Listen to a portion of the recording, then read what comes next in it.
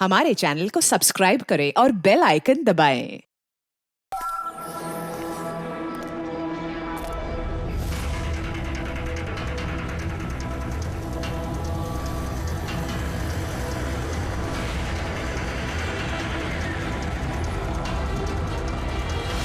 ए भाई, गाड़ी आगे ले।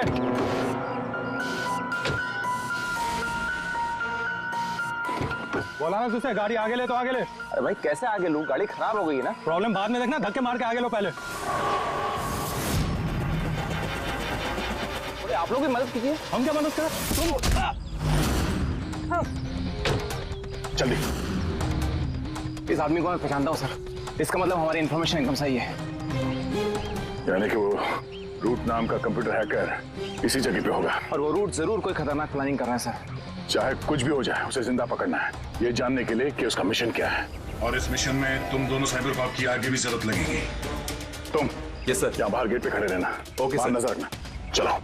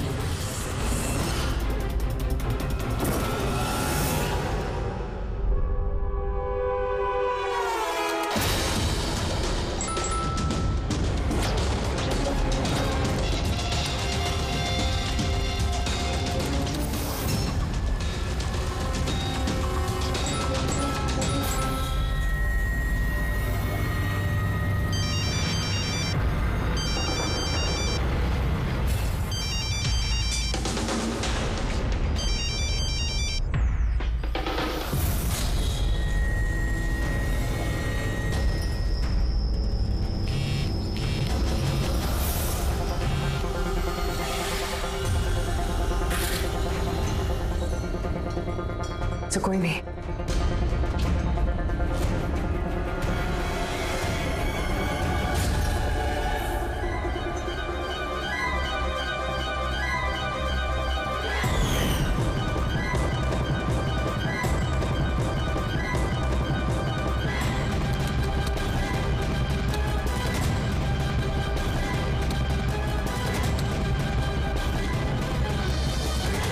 आप रेडी?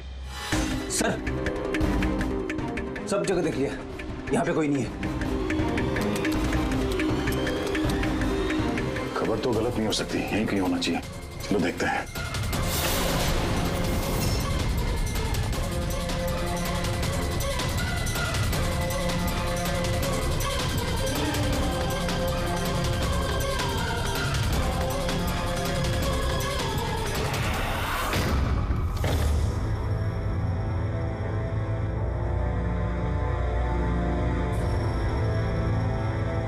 तो कोई नहीं है।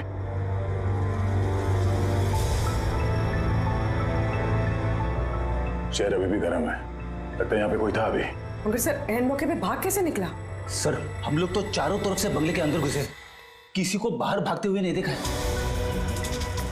सर हाँ, सर ये मॉनिटर देखिए। सर ये तो घर के आसपास की फुटेज चल रही, कहीं वो हमें देख के भाग तो नहीं गया? हो सकता है वो ज्यादा दूर नहीं गया होगा। जरा इस जगह को अच्छी तरह से चेक करो, और पूर्वी इस कंप्यूटर को चेक करो, देखो क्या मिलता है। तब तक मैं गेट पे जाके देखता हूँ।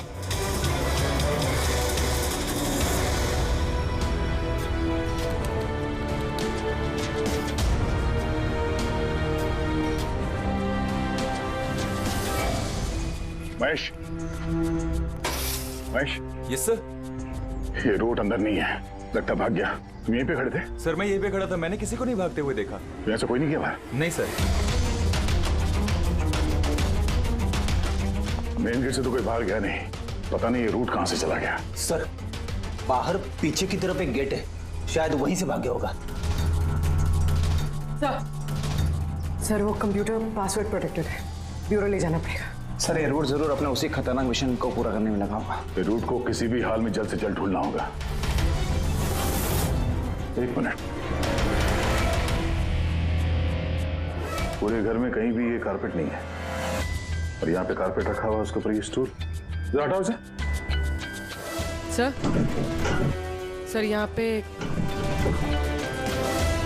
खुफिया दरवाजा। बड़ी, तुम यही रहो इनके साथ, हम लोग अंदर देखते हैं।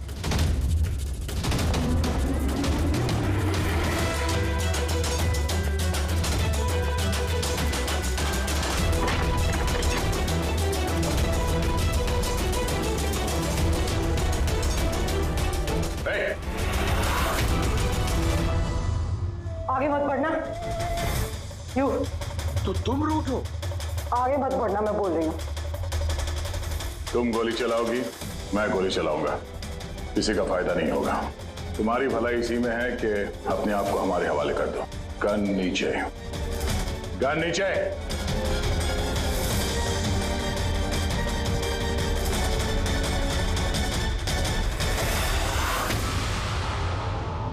खुद को शूट कर दूंगी। नहीं, रिलैक्स, कुछ नहीं करोगी तुम ऐसा।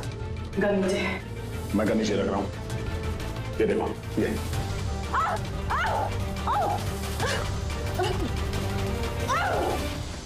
अब बताओ, किस मिशन में काम कर रही हो तुम? अब अगर अपने बचाव में कुछ कहना चाहती हो तो यही वक्त है। मुझे कुछ नहीं कहना, जो भी कहना मेरा वकील कहेगा।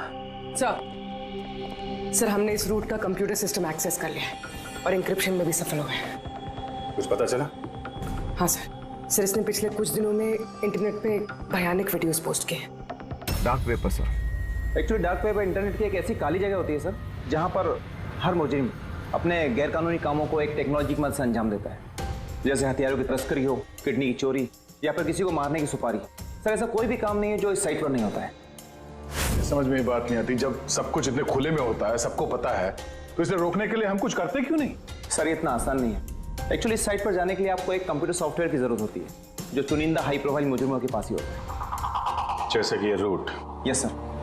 और सर, जैसे कि हमें पता है कि इस डार्क वेब पे आईपी एड्रेस और यूजर आईडी ये दोनों गुप्त रहते हैं। जरा दिखा, कौन सा वीडियो डालें इस रूट में?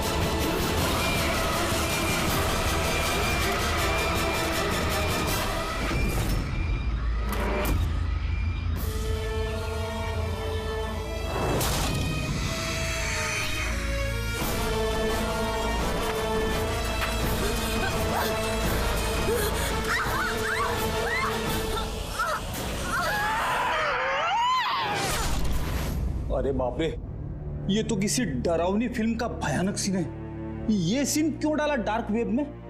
सर ये किसी फिल्म का सीन नहीं है, ये सब असली में हुआ है और किसी हीरोइन के साथ नहीं, बल्कि एक मासूम लड़की के साथ। जहां तक मुझे याद आ रहा है इसे स्नफ फिल्म कहते हैं ना?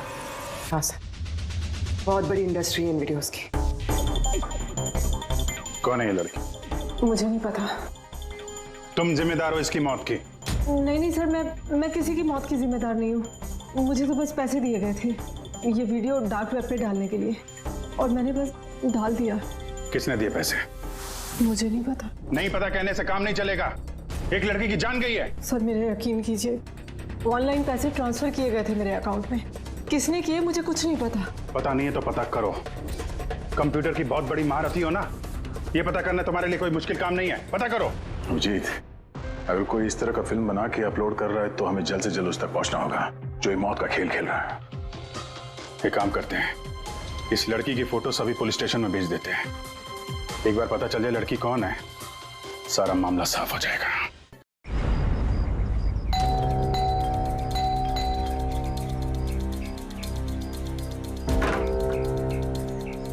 जी कहिए, किससे मिलना है? ये रिया का घर है ना? हाँ, मैं उसका पापा। आइए। वो हम लोग सीआईडी से हैं। आपके लिए एक बुरी खबर है। आपकी बेटी रिया अब इस दुनिया में नहीं रही। पता है, मगर आप उसके मौत के 10 दिन बाद क्यों आए हैं ये सब बताने? आपको पता है कि आपकी बेटी रिया की मौत हो गई है? आप उस कार एक्सीडेंट की इन्वेस्टिगेशन के लिए आए हैं ना, तो आपको ये तो मालूम पड़ा होगा कि रिया का तो फ्यूनरल भी हो गया है। एक मिनट, आप किस कार एक्सीडेंट की बात कर रहे हैं? वही जिसमें हमारी रिया चल बसी है। शेयर टैक्सी में वो पुणे जा रही थी। नहीं, रिया की मौत कार एक्सीडेंट में नहीं हुआ है। ये क्या कह रहे हैं आप? एक मिनट, ये रिया है। हाँ, ये रिया ही है। एक्सीडेंट वाले दिन उसने यही कपड़े पहने थे। एक मिनट, सॉरी बाबू, लगता है कुछ कंफ्यूजन है। आप जरा बताइए कि आपकी बेटी रिया का कार एक्सीडेंट कैसे हुआ था? शेयर टैक्सी में वो पुणे जा रही थी, 7 और लोग भी थे उसके साथ। तो रास्ते में उसकी गाड़ी का बड़ा भयानक एक्सीडेंट हो गया। पूरी कार आग की लपटों में झुलस गई। मरने वालों के तो चेहरे तक पहचान में नहीं आ रहे थे। तो आप लोगों ने रिया को कैसे पहचाना? उसके सामान के जरिए बस हम उसे पहचान पाए। आपने ये नहीं बताया कि ये फोटो कब की है? वैसे हम लोगों को भी पता नहीं कि ये फोटो कब की है, पर पता चलते ही हम आप लोगों को बता देंगे। लगता है रिया का ये एक्सीडेंट सिर्फ एक दिखावा था, उसकी मौत की असली वजह को छुपाने के लिए। सर अगर रिया का कार एक्सीडेंट एक दिखावा था, तो वो बाकी के 7 लोग जो उसके साथ गाड़ी में थे, कहीं वो भी रिया की तरह ही तो नहीं मारे गए? हो सकता है। सबके परिवार वालों से मिलना पड़ेगा। किस्मत अच्छी थी हमारी कि जो 7 लोग एक्सीडेंट में मारे गए थे उनमें से एक का अंतिम संस्कार नहीं हुआ था। देखते हैं डॉक्टर सालों के इस लाश से क्या सुराग निकाल पाते हैं। वैसे भी लाशें इतनी बुरी तरह से जल गई हैं कि चेहरा पहचान पाना मुश्किल है। भाई तुम लोगों का शक एकदम सही था। ये लाश टोनी की नहीं। लग ही रहा था सर हमें, लेकिन ये कौन है कुछ पता चला? नहीं यार, ये तो पता नहीं लगा है कि ये लाश है किसकी, लेकिन ये पता चला है कि इस आदमी को कैसे मारा गया। मैंने इसके बॉडी का स्कैन किया तो पता लगा कि इसके पेट में चाकू का बहुत गहरा घाव है। चाकू से? हाँ, चाकू का। और मुझे लगता है उस चाकू के वार की वजह से ही इसकी मौत हुई। मतलब चाकू से मारा किसी और को और उसे टोनी बता के एक्सीडेंट का हिस्सा बना दिया। ये गैंग आखिर करना क्या चाहता है? और इस आदमी की मौत 3 हफ्ते पहले हुई है। एक कार एक्सीडेंट हुआ 10 दिन पहले। वही तो, मतलब कार जब एक्सप्लोजन में जलाई गई उससे कहीं पहले इस आदमी की मौत हो चुकी। 3 हफ्ते से इसकी लाश संभाल के रखी थी ताकि इस भयानक खेल को अंजाम दिया जा सके। यार एक काम करते हैं, जहां पे एक्सीडेंट हुआ था वहीं पे चलते हैं, पता करते हैं एग्जैक्टली उस दिन हुआ क्या था। मैं तो मजे से कार चला रहा था सर, और रेडियो पे गाने सुन रहा था। तभी अचानक से मैं जोर का धमाका सुना। मैं तुरंत अपने कार से निकला और मैंने देखा कि मेरी सामने एक कार आग की लपटों में जल रही थी। मुझे समझ में नहीं आ रहा था कि मैं क्या करूं। तो ये कितने बजे की बात है? सर मुझे लगता है कुछ शाम के 5 बजे होंगे। है? ये कैसे हो सकता है? सर एक सेकंड सर, ये टोल नाके की फुटेज देखिए सर। यहाँ पे तो गाड़ी 3:30 बजे क्रॉस हुई थी। फिर ये जगह वहां से 20 किलोमीटर दूर ही है सर। तो 20 किलोमीटर का सफर तय करने में 1.5 घंटे तो नहीं लगने चाहिए। रास्ते में कोई ढाबा होटल भी नहीं है, कोई चाय वाय के लिए रुक जाए जहाँ पे। एग्जैक्टली तो उस हिसाब से गाड़ी को यहाँ पे 4 बजे पहुंच जाना चाहिए था, मगर यहाँ पे एक्सीडेंट हुआ 5 बजे। इसका मतलब है ये जुर्म इस 1 घंटे में ही हुआ है। तो गाड़ी को उस समय कहीं ले जाया गया और उन सबको उतार के उसमें 7 लाशें रख दी गई। और उसके बाद गाड़ी को यहाँ पे लाके ब्लास्ट करवा दिया। सब प्लान था। सर लगता है इन सब लोगों को वहीं लेके गए हैं जहाँ पर रिया को लेके गए थे, वो स्नफ फिल्म बनाने के लिए। जगह जल्द से जल्द ढूंढनी होगी यार। पूर्वी ने SMS भेजा तो किसी पेड़ की फोटो है। हाँ पूर्वी। सर ये पेड़ जिसकी फोटो भेजी है मैंने, इसे मोरिंगा ओलिफेरिया कहते हैं सर। हाँ सर ठीक ऐसा ही पेड़ रिया वाली फुटेज में भी है। ये देखिए सर, उस फुटेज का स्क्रीनशॉट भेज रही हूँ मैं। सर ये पेड़ महाराष्ट्र के 2 जंगलों में पाए जाते हैं। ये तो एग्जैक्टली वैसे ही पेड़ है। महाराष्ट्र के 2 जंगलों में? कौन कौन से जंगलों में? सर एक जंगल है जो नासिक के पास है और दूसरा जंगल एक्सीडेंट वाली जगह से सिर्फ 1 घंटे की दूरी पे है और इस जंगल का नाम है प्रीफिक्स फॉरेस्ट। जरूर ये मौत का खेल इस प्रीफिक्स जंगल में ही हुआ है। प्रीफिक्स फॉरेस्ट तो काफी बड़ा जंगल है यार, मीलों तक फैला हुआ है। फॉरेस्ट ऑफिसर की मदद लेनी होगी।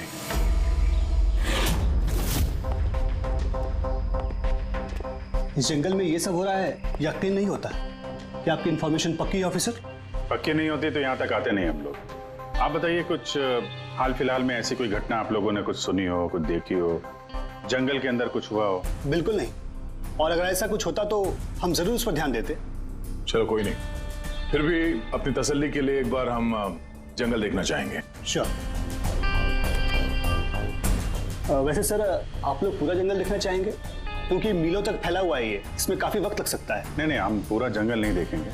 हमें जंगल का वो हिस्सा दिखाइए जहाँ पे कोई आता जाता नहीं है, क्योंकि अक्सर सुनसान इलाकों में ही जुर्म पनपता है। Okay officers. विनोद, मेघना, इन्हें जंगल के उन इलाकों की दिखाने की जिम्मेदारी आपकी है। ओके? जी सर। Yes sir. सर एक सेकेंड सर, ये देखिए सर, ये जंगल का सबसे घना और सुनसान इलाका है। मेरी समझ से हमें यहीं से शुरू करना चाहिए। ठीक है, देखते हैं।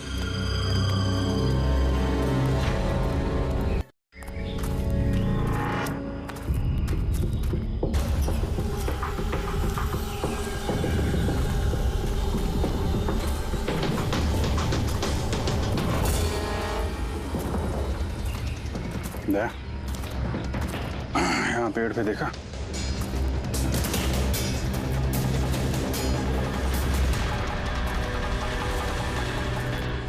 छोटा सा कैमरा। मतलब हम लोग सही जगह पे आ गए हैं। यही वो जगह है जहाँ पे वो फिल्म बनाई जा रही है। कैमरा ऊपर भी है, उस तरफ बैंड है।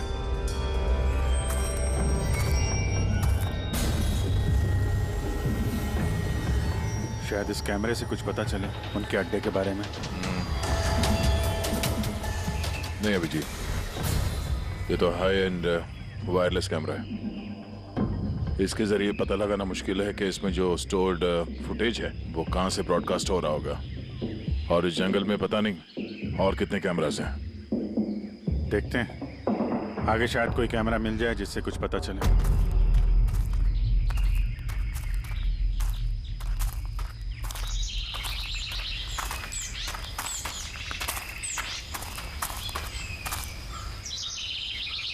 सर, सही निशान देखिए।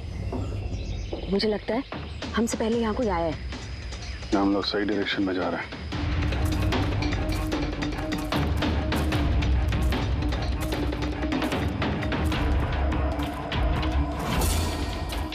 सर ये निशान यहीं तक है सर, इसका मतलब उनका अड्डा यहीं कहीं है।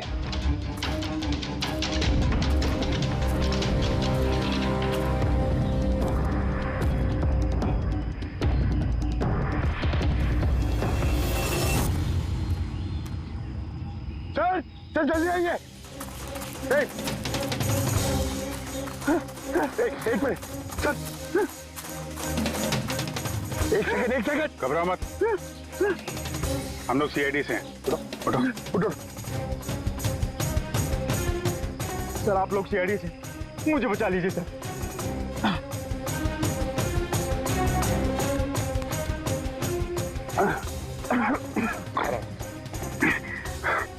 यहाँ फंस कैसे गए तुम? सर मुझे इस जंगल से बाहर निकलने का रास्ता नहीं मिल रहा सर, उस खूनी ने एक एक करके सबको मार दिया। तुम लोग यहाँ आए कैसे? हम शेयर टैक्सी में सवार होकर सफर कर रहे थे कि अचानक हमारी गाड़ी पंक्चर हो गई और कार रुक गई। सड़क पर पहले से किसी ने कीले और कांच के टुकड़े रखे हुए थे सर।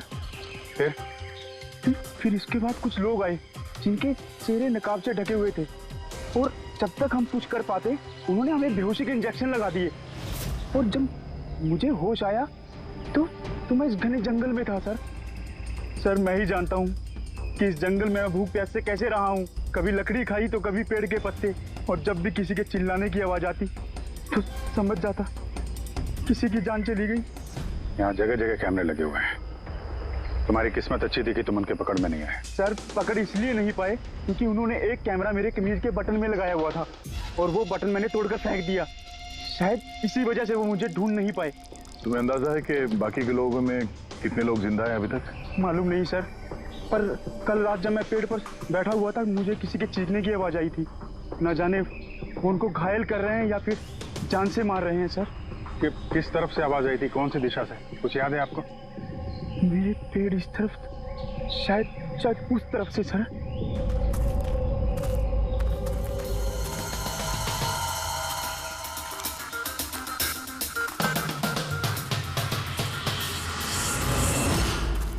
सर खून,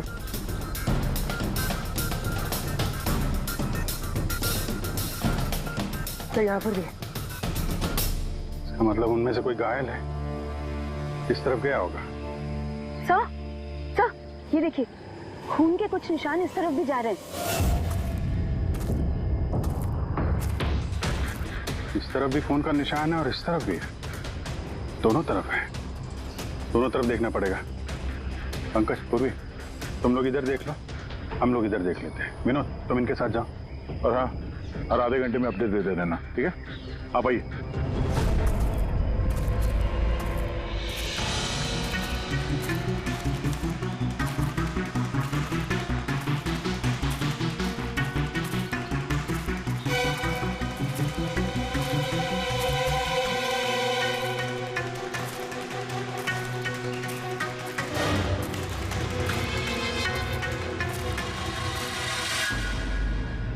एक मिनट वो क्या है?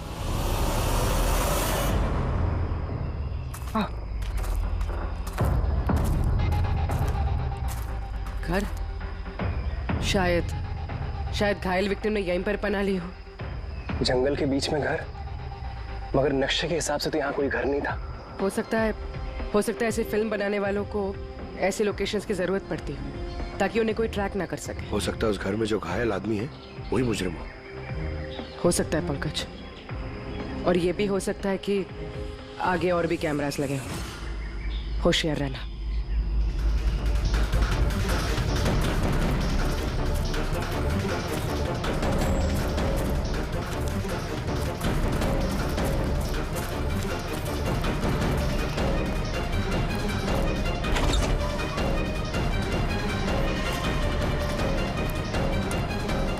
पंकज, टॉर्च।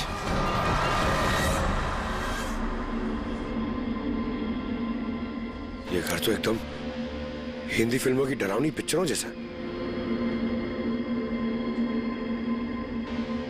ये देखो, उस घायल विक्टिम को यहीं पर लाया गया है। वो आवाज सुनी? अंदर से आ रही है।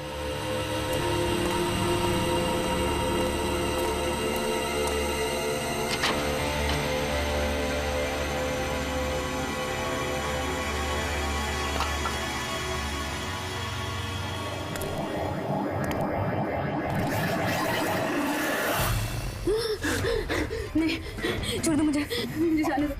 बाहर आओ। मेरे पास मत आना, मैंने कुछ नहीं किया। देखो, हम लोग सीआईडी से, घबराओ मत। आओ, कुछ नहीं होगा तुम्हें। आजा आजा।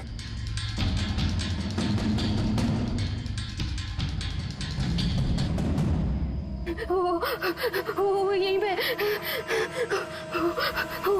वो यहीं पे। अरे पूर्वी, ये लाइट कहाँ से आ रही है? पंकज, पंकज, मुझे कुछ दिखाई नहीं दे रहा। अरे पंकज सर, पूर्वी मैम, पंकज सर।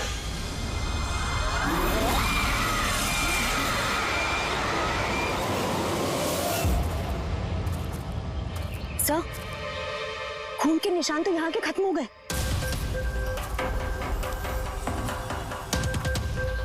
ऐसे कैसे हो सकता है? घायल आदमी अगर यहाँ पर आएगा तो यहाँ से अचानक कैसे गायब हो जाएगा? शायद वो मुजरिमों के हाथ लग गया यहाँ इस पॉइंट पे पहुंचने के बाद। हो सकता है। पता नहीं मोहित के अलावा और कोई है जिंदा कि नहीं। 1 घंटा हो गया तो पूर्वी और पंकज का कोई फोन कॉल नहीं है।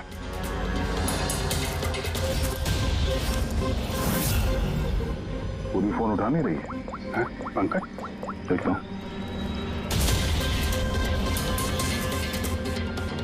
पंकज भी फोन नहीं उठा रहा है। अरे यार, किसी मुसीबत तो नहीं है दोनों? चलो चल के देखते हैं। चलो। यहाँ पे खून इस तरफ गए थे।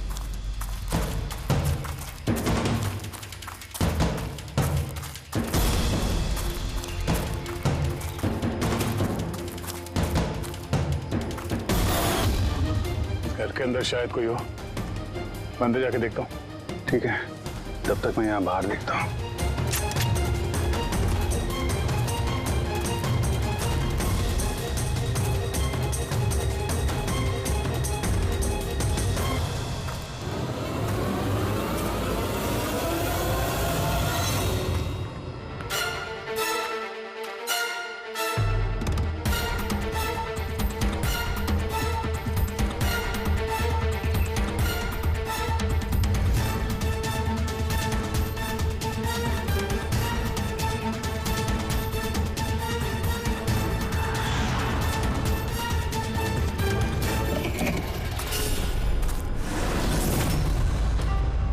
पंकज कब है?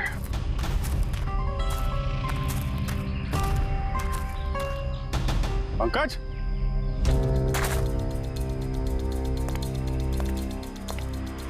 पंकज,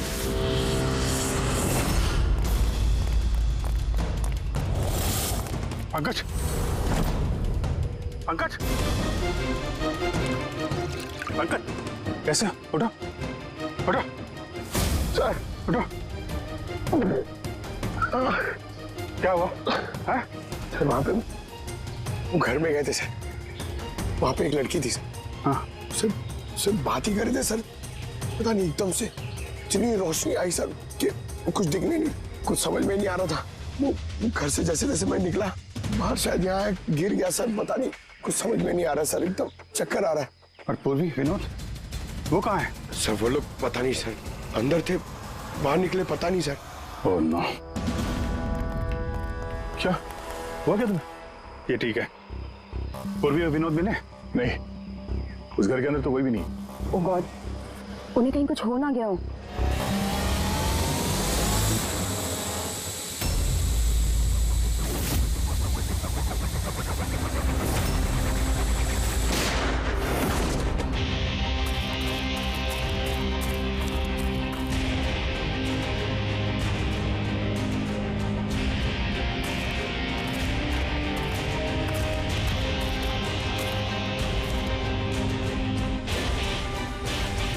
ये सब तो बड़ा मुश्किल होता जा रहा है। हमें वापस जाना होगा। चलो। क्या मतलब? देखो दया, हमें ये नहीं मालूम है कि अपराधियों की तादाद कितनी है, कितने कैमरे लगा रखे हैं यहाँ पे, कितने हथियार हैं उनके पास। ऊपर से हम पे हर वक्त नजर रखे हुए हैं। अभी फिलहाल हम उनसे मुकाबला करने की तैयारी में नहीं है। और पूर्वी, उसे यहाँ पे अकेला छोड़ के चले जाएंगे हम? यार दया देखो, पूर्वी उनके चंगुल में फंस चुकी है। हम उसको बचाने जाएंगे तो हम भी नहीं बच पाएंगे। अभिजीत क्या हो क्या गया तुम्हें? कुछ याद है सीआईडी में हमें पहले क्या सिखाया था? यही कि सबसे पहले अपने साथी को पीछे मत छोड़ना, चाहे वो जिंदा हो या मर चुका हो। अरे यार, हर लड़ाई रूल बुक के हिसाब से नहीं लड़ी जा सकती। हमें यह भी सिखाया गया था कि प्रेजेंस ऑफ माइंड का इस्तेमाल करना अलग अलग परिस्थितियों में। आई एम सॉरी, तुम्हारे इस थॉट से मैं एग्री नहीं करता। आई एम सॉरी, तुम्हें जाना है तुम जा सकते हो, बिना पूर्वी के मैं यहाँ इस जंगल से बाहर नहीं जाने वाला। जिद मत करो दया, हमें यह भी नहीं मालूम है कि पूर्वी जिंदा है कि नहीं। अभिजीत वो एक सीआईडी ऑफिसर है, इतनी आसानी से हार मानने वाली नहीं है। वो बेचारी अकेली लड़ रही होगी उन मुजरिमों से, और अब जब उसे सबसे ज्यादा जरूरत है हमारी, हम पीठ दिखा के भागेंगे यार। ज्यादा जरूरी यह है कि जो लोग उस गिरोह के कैद में नहीं आए हैं उनको बचाया जाए। और तुम्हें पूर्वी की इतनी परवाह है तो जिद मत करो, मेरे साथ चलो, हम लोग अच्छी प्लानिंग बना के वापस आएंगे। चलो। इसे हो क्या गया? सर अभी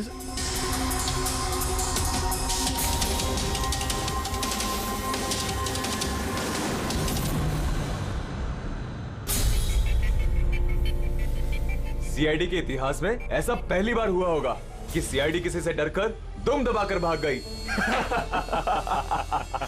हाँ सर, पहुंच गए आप? हाँ बस उसी जंक्शन पे रहिए, हम लोग आते हैं वहां पे। अरे सालुंके सर, आप यहाँ? मैं यहाँ।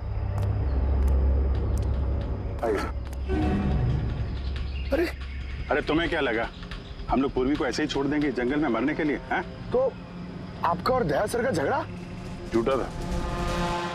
जब अभिजीत ने वहां पे कैमरा देखा तो उसने मुझे इशारा किया। पता नहीं और कितने ड्रोन लगा रखे होंगे हम पे नजर रखने के लिए। जो आदमी उस कैमरे के जरिए हम पर नजर रखे हुए था, उसकी आंखों में धूल झोंकना जरूरी था। इसलिए अब वो लोग ये सोच के बैठे होंगे कि हम लोग जंगल से निकल गए, थोड़े रिलैक्स भी हो जाएंगे। यही मौका है हम पे हमला करने का। अभिजीत ये लो, ये तुमने मंगाया था। ये क्या डिवाइस है सर? ये जैमर है खुलकर, आसपास इस एरिया में जितने भी कैमरे होंगे सब जैम हो जाएंगे। अब वो हम पे नजर भी नहीं रख पाएंगे। और ये ड्रोन पे जो कैमरा लगा है, इसकी रेंज 7 किलोमीटर सिर्फ। बैटरी तो खत्म होने वाली है। इसका मतलब अगर हम इसे नहीं पकड़ते तो ये वापस उनके अड्डे पे जाता बैटरी बदलने के लिए। जरा आईपैड निकालना, नक्शा निकालो उसमें।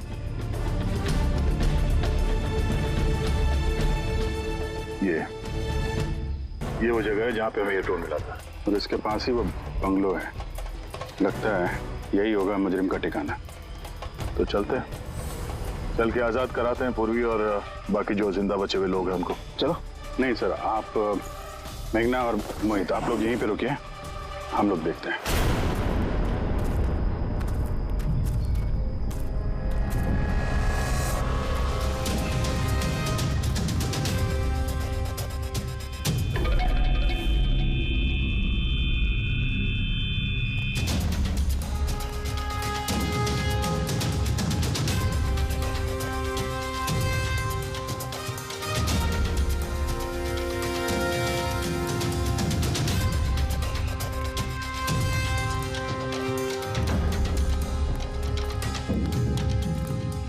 यार पूरा सिस्टम बंद कैसे हो गया?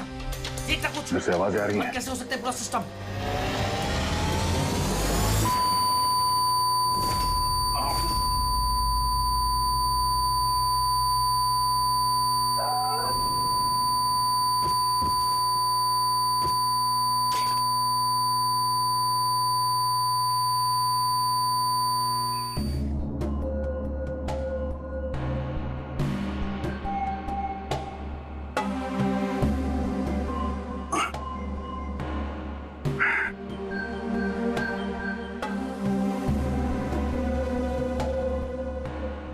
पंकज,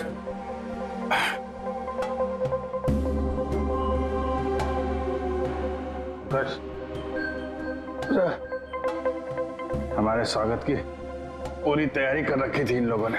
सर ये लोग अगर हमें मारना चाहते तो पहले ही मार देते। हमें मारते हुए क्या ये फिल्म बनाना चाहते हैं?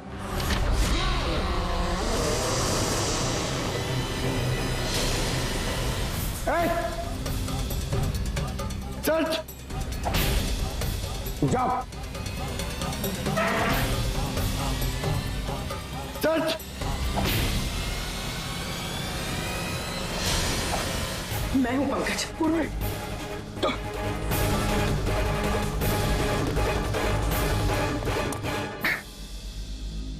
तुम ठीक हो? हाँ सर। वो लोग किधर हैं? सर उस तरफ।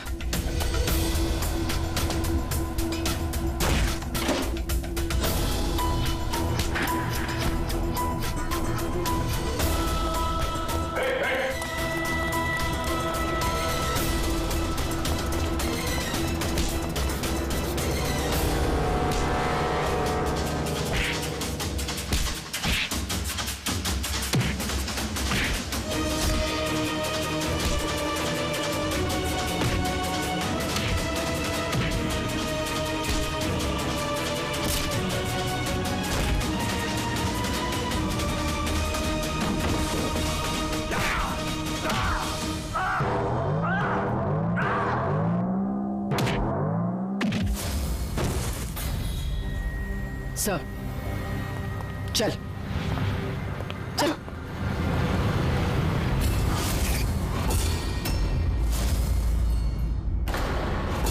मेघना तुम? वाह, हमें तो लग रहा था कि हम मुजरिमों की आंखों में धूल झोंक रहे हैं। अब किसे पता था कि हम मुजरिम को अपने साथ ही लेके घूम रहे हैं। आप लोग यहाँ कैसे? किसने छुड़ाया आप लोगों को? सीआईडी को कैद करना इतना आसान नहीं। मौका देखते ही मैंने वो खिड़की तोड़ी और वहां से बाहर निकल गई।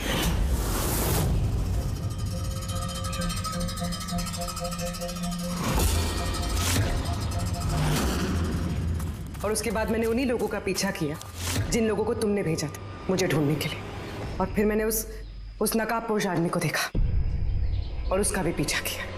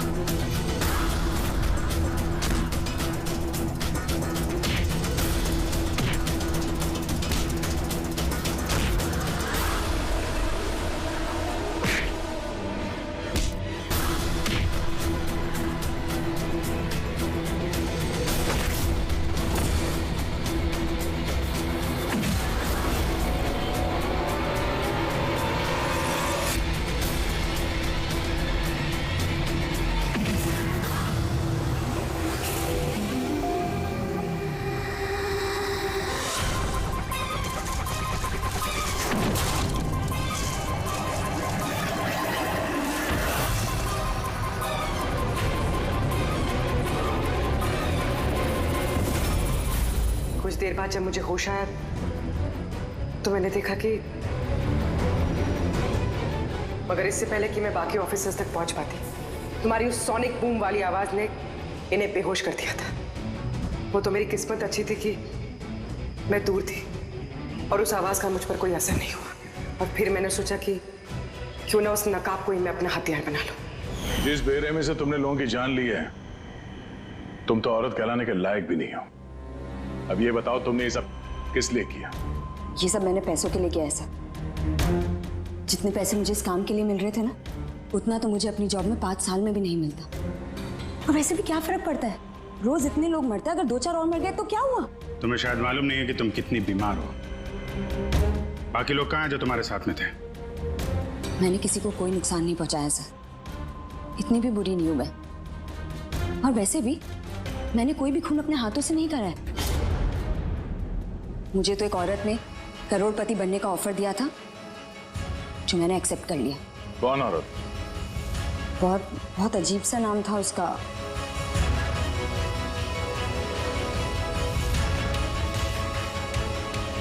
Root. Root?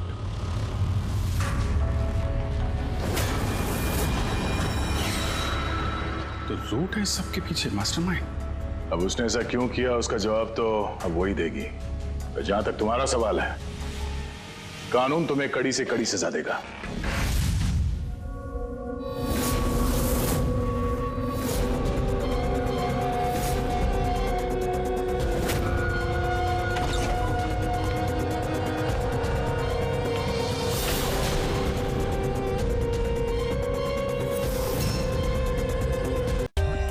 For more updates, subscribe to our channel, click the show links and enjoy watching the videos.